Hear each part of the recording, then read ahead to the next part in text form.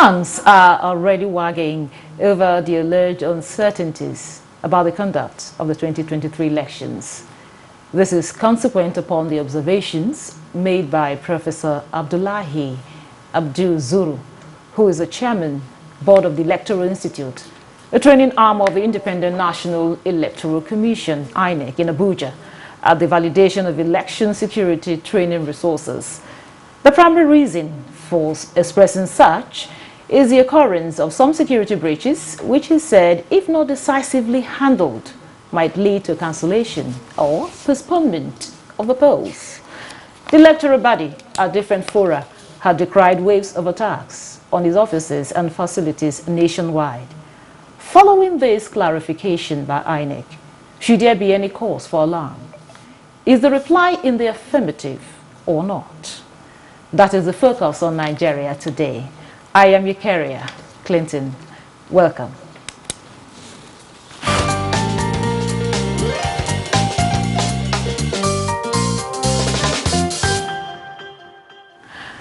Two gentlemen will now join us to analyze the context leading to this issue. First is Chris Ajeri. He is the Director General, the Flag Foundation of Nigeria. Good to have you on the program. Thank you very much. Good evening, Nigerians. And the second guest is a regular on the program, Jide Ojo, who is joining the program via Zoom. He's a public affairs analyst. Welcome to the program. Good evening, Eucharia. Good evening, Nigerians. Good evening, Africa. It's a pleasure to be on your program. Happy New Year. I'll start with you, Jide.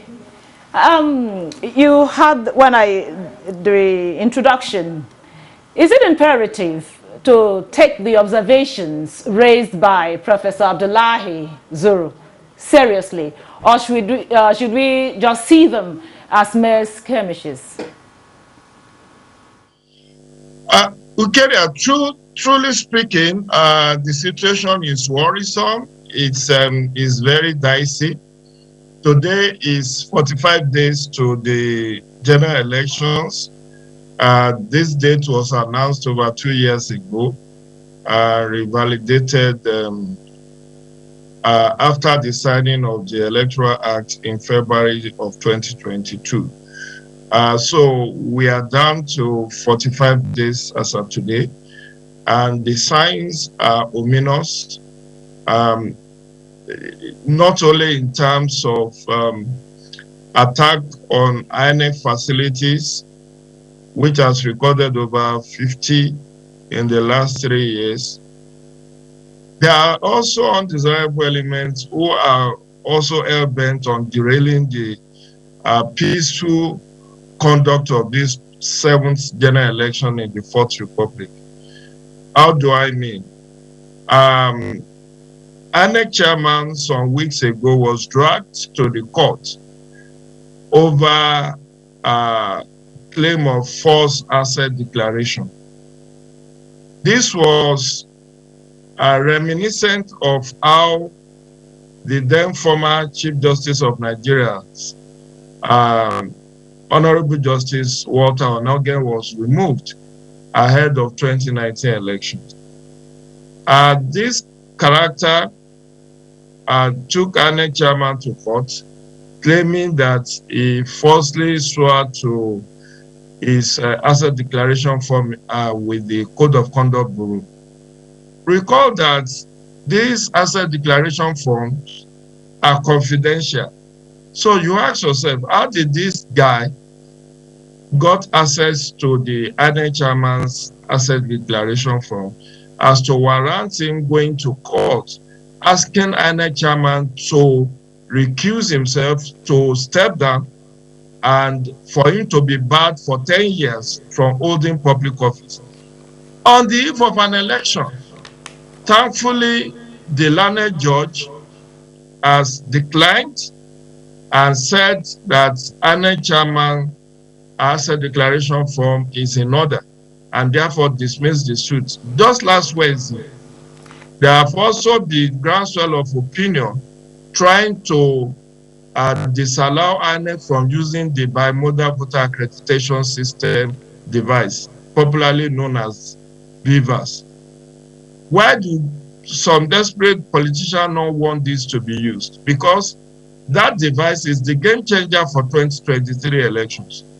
And some people have gone to court trying to stop INEC from using beavers for voter accreditation, as well as even for uploading of results into the INEC result viewing portal.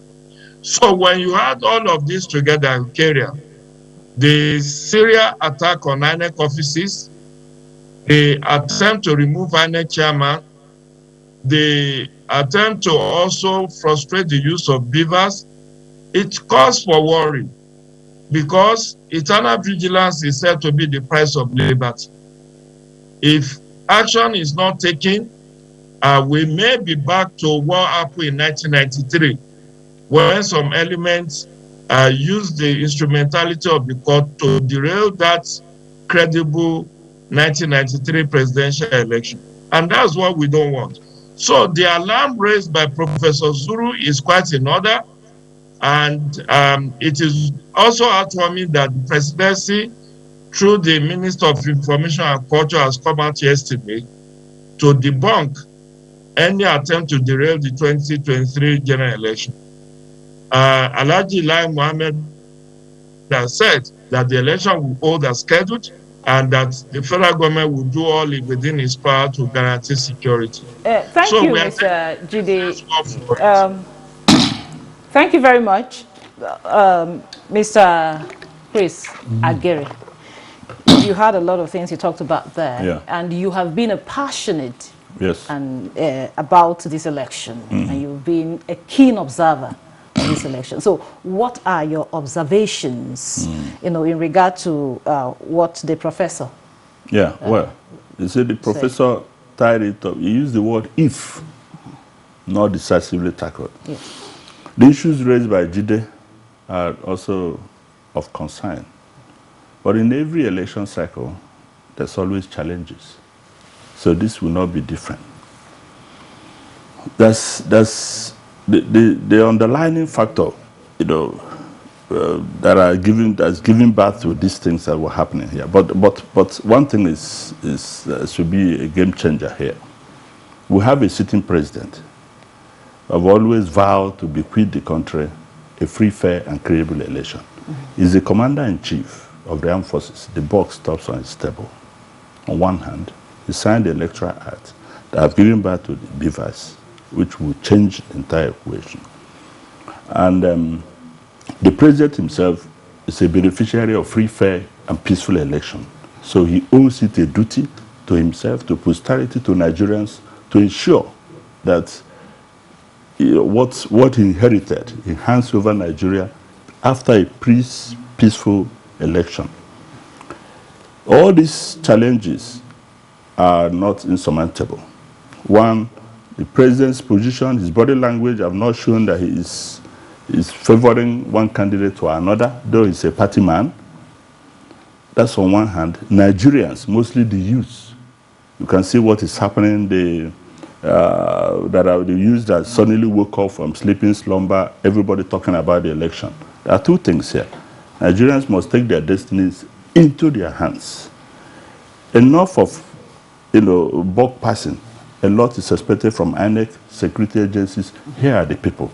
Power belongs to the people. Sovereignty belongs to the people. It is high time that Nigerians themselves takes over both INEC infrastructure and everything associated with INEC, including INEC personnel, including the security agents, to show that, look, here we are. The people must rally around. Everything that has to do with this election, this passion to vote, must translate into action, or the people waking up to say, look, those who are fomenting trouble, enough is enough. We will not make room for that. Politicians, you see, because from speaking from my experience as a field observer, that I've seen the introduction of the beavers in the 3-4 off-season elections in Anambra, FCT here, Ekiti, and Oshu. The beavers system makes an election a free a free and peaceful one. There is no room for violence during the election because of the beavers. It makes the entire process seamless. So these politicians who are raising doors here and there, for the first time, they are entering into an election where the sitting president, you can't read his body language where he's tilting towards. He has consistently said he is going to bequeath a free, fair, and a credible election. Here you have an electoral system as where technology will be deployed that makes it difficult for anybody to rig. They're entering into an election where by now they don't know what to expect. They don't know what will happen. Elections before this time, from '99, core politicians, those in control of power and authority, who can tell you how the results of the election. They know how to manipulate. But this time, there is no room. They don't know how to manipulate the system. So there is fear and apprehension. And so they are fomenting trouble. And I'm calling on Nigeria and say, look, enough is enough. We don't make room for that. We don't allow politicians to continue to hit the system in order to have their way. It's not going to happen this time. Okay. Now, Mr. Jide, you of course he mentioned a lot about what is on ground, and there's a lot of fear on the side of the politicians, even though the minister has said that there's no cause for alarm. But do you think that the electoral umpire should do more, to ensure that we have a peaceful election? Okay. We apologize for that. But right now, let's take a break and listen to a cross-section of Nigerians on their concerns over the 2023 elections as put together by Suleiman Abdulwahab. Don't go away.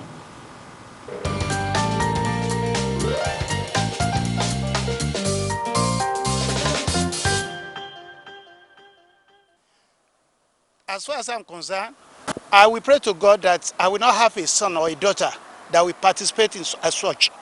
Because any youth that takes it upon itself to go and be burning the INEC office is also burning his future. If you look at it from the 2015 election, that was how there was speculation, the election will not hold this, and you see the election came and it passed. For every election, there will be tension. I mean, speculations alone right now are making people do all kinds of things. So imagine if it actually happens and the elections are postponed. I think Nigerians are eager to head to the polls. And I feel like anything that stifles that right now may not necessarily be good news for us. The elites might have something to do with that. Maybe they want to rig, or that's mainly what causes election postponement, rigging. I don't know how some people, but sometimes the politicians too, they contribute a lot by causing troubles and the rest. So I think as far as INEC is concerned too, there are many provisions that are already there for preventing this kind of thing to happen. They have to also up their own games. There are many security forces to be appealed to be used, and to also monitor whatever thing that is going on. Some of the time, some people internally are also part of the people that are collaborating with people to come and do nefarious activities.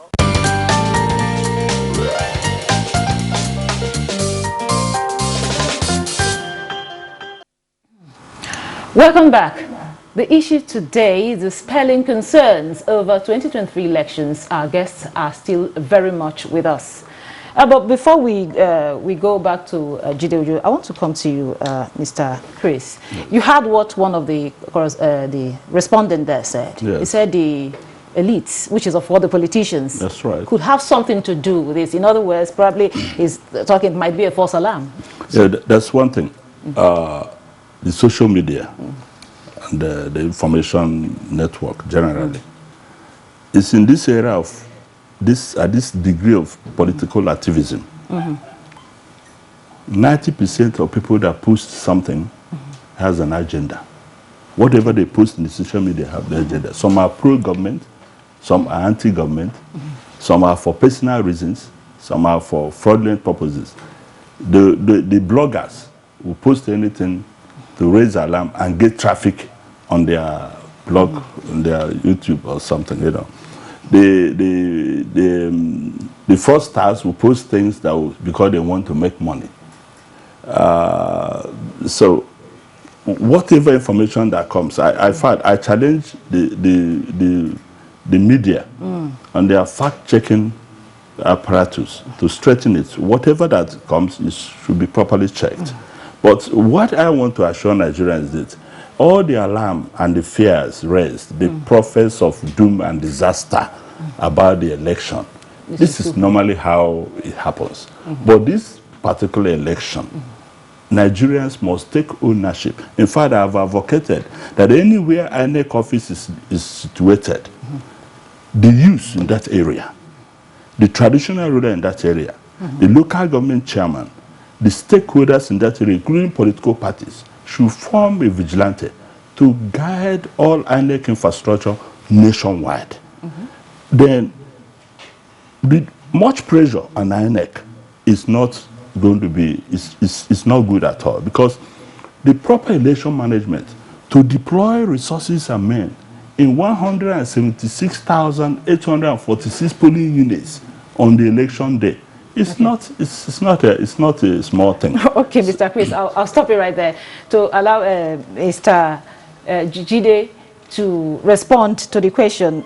Do you think there's still much INEC can do or should do to ensure that we have a peaceful, free, fair, credible election?